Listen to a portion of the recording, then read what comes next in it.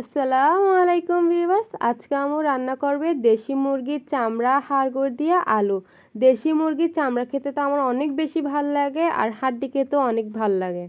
এবার একটি বাটিতে নিয়ে নিব আগে থেকে ধুয়ে পরিষ্কার করে রাখা সেই চামড়া আর হাড়গোড়গুলো।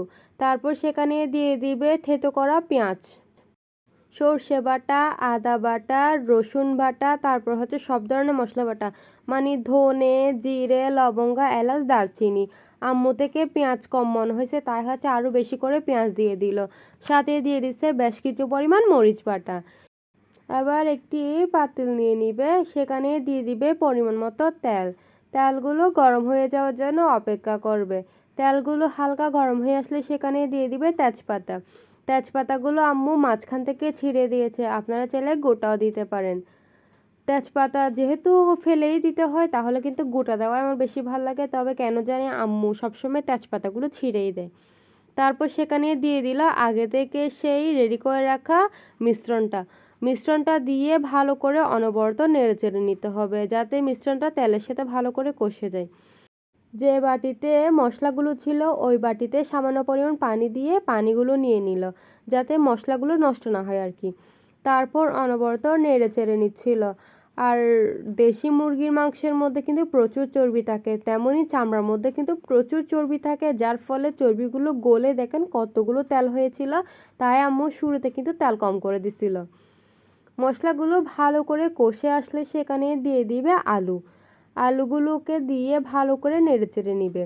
আম্মু এভাবে আলু স্লাইস করে আর বড় বড় করে আলু কাটলে কিন্তু মুরগির মাংসের মধ্যে খেতে বেশি ভাল লাগে, আর মাছের মধ্যে পাতলা পাতলা করে দিলে বেশি ভাল লাগে।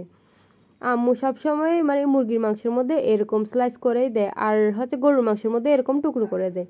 এরকম টুকরোটা দেখতে দেখতে আমরা অভ্যস্ত হয়ে গেছি। এখন যদি কেউ গরুর মাংসের মধ্যে অন্যরকম টুকরো দিয়ে থাকে, তাহলে আমার ভালোই লাগে না।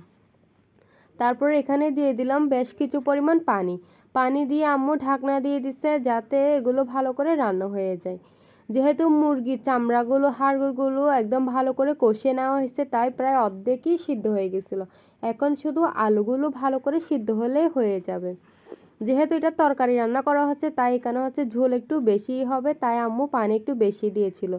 কিছুক্ষণ পর ঢাকনা খুলে ভালো করে নেড়ে চেড়ে নিচ্ছে। তারপর আবারও ঢাকনা দিয়ে দিবে, যাতে আলুগুলো ভালো করে সিদ্ধ হয়ে যায়। আবারও ঢাকনা খুলে চেক করে নিচ্ছে আলুগুলো সিদ্ধ হয়েছে কিনা। দেখেন কি পরিমাণ চর্বি ছিল, যার ফলে উপর দিয়ে কতগুলো তেল বেশি উঠেছে। আম্মু কিন্তু তেল অল্প করে দিচ্ছিল, আপনারা তো অবশ্যই দেখেছিলেন। তারপর এভাবে ভালো করে নেড়ে চেড়ে নিচ্ছিল আম্মু, যাতে নিচে দিয়ে লেগে না যায় আর আলুগুলো ভালো করে সিদ্ধ হয়ে যায়। কিছুক্ষণ পরপর কিন্তু আম্মু চেক করেছিল আলুগুলো সিদ্ধ হয়েছে কিনা। আমাদের মাংস কিন্তু অলরেডি ভালো করে রান্না হয়ে গেছে, এখন শুধু আলুগুলো সিদ্ধ হওয়ার জন্য অপেক্ষা করা হচ্ছে। আলুগুলো সিদ্ধ হওয়ার জন্য আবারও ঢাকনা দিয়ে দিল। এই আলুগুলো সিদ্ধ হতে অনেকক্ষণ সময় লাগছিল।